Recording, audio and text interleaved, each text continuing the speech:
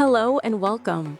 Today, I will show you how to automatically save new email addresses while sending or receiving emails from contacts that are not already in your address book. To do that, click the gear icon on the top right, then choose All Settings. On the left, click Mail. Scroll down to Advanced Settings. Under Automatic Email Address Collection, tick both boxes to automatically collect contacts when sending or reading emails.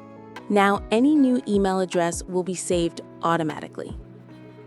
You can find the addresses in your address book under Collected Addresses. And that's it. Don't forget to like, subscribe, and turn on notifications for more.